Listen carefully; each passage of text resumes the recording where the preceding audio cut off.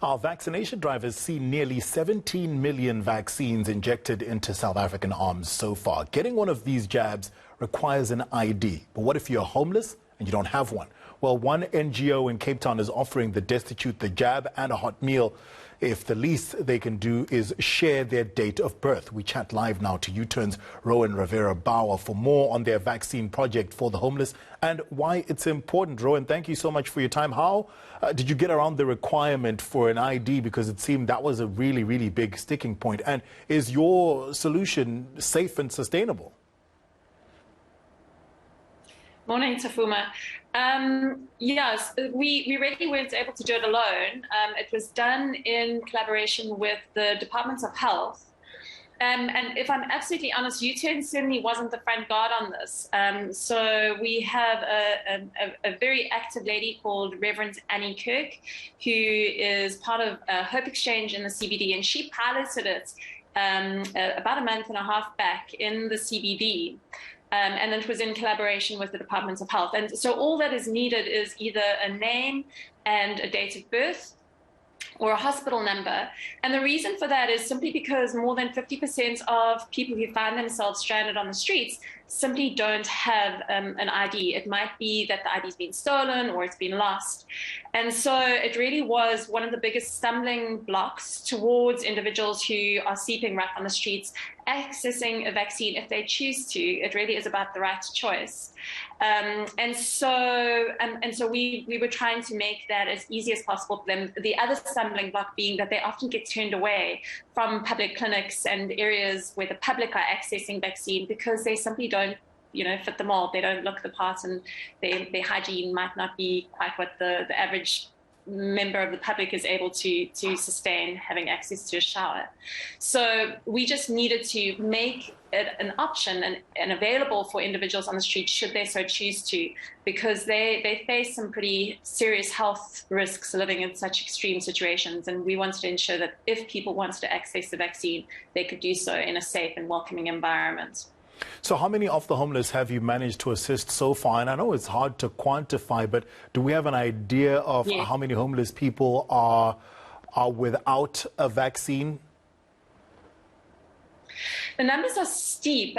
We're not seeing a huge turnout of individuals coming for the vaccine, and there could be a number of reasons for that. So U-Turn did a study into the cost of homelessness in Cape Town in 2019, and we estimated about 14,000 individuals were sleeping rough on our streets of Cape Town. And we certainly are not seeing anywhere near those sorts of numbers. So we've done 2 vaccines through U-Turn, 2 vaccine drives through U-Turn. The one was in our Claremont Service Centre, and we did another one in Muizenberg. And we're looking at numbers of downwards of 100. So we have not used all the vaccines that were allocated. We were in Claremont, for example, due to be offering vaccines from 10 in the morning through to 3 in the afternoon, and the Department of Health nurses packed up around 1 o'clock, 1:30. And so I think that in total around 80 vaccines were administered that day. And there's a lot of reasons for that. One of the things was we had a group of anti-vaxxers who turned up on that day at Claremont, and we're getting quite emotional. And when they got very emotional, we did see people in the line who'd lined up for the vaccine turning around and leaving, which I thought was a pity. Ironically, those same group emailed us afterwards to apologize. They had thought that we were trying to offer food in exchange for a vaccine. They had gotten the wrong end of the stick, and it took some explaining to them to explain. We generally give food to individuals, and that was something that was not changing. All we were doing was offering a vaccine in addition to our normal services. It wasn't a tit-for-tat exchange.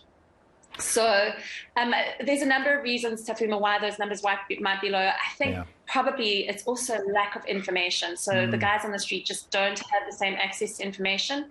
It's not nearly where we need the levels to be. Well, what's U-Turn's view on helping the homeless, and how do you tackle it differently?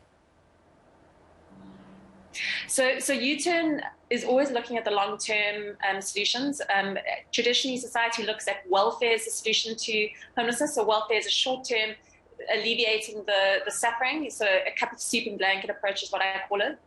U-turn looks at a developmental model and it says, no, actually, we need to shift the dial on this. And so we've got a phased program that we've been running now for, over 24 years. It's a very good program, reputable, tracked, and it takes a person from living on the street through to rehab in phase 2, through to a work readiness relapse prevention program and skills development program in phase 3, through into graduation. 6 months after graduation into the open labor market, we check in with our graduates. And for the last 4 years, 80% of our graduates have remained sober and employed. It's really, I think, the future of where things are going in terms of tackling this issue of homelessness as we see it increasing across not only the city of Cape Town, but across our nation. And we are seeing government officials and city officials, people in leadership sitting up and realizing, golly, we really do need to take a developmental response to this, because if we're not, we are hamsters on a wheel, and numbers will continue to increase. So it's really about how do we get guys out of this situation. A very quick story, Tafuma, that I always mention. We've got a gentleman called Max Omalikale. He was a car guard for 25 years. Today, he is completing his articles at a law firm. So there are enormous wasted human resources on the streets, smart guys waiting for a real opportunity, and they deserve it. They can do it. Well, thank you so much for that little story. U-Turn's Rowen Ravera-Bauer, thank you for your time this morning.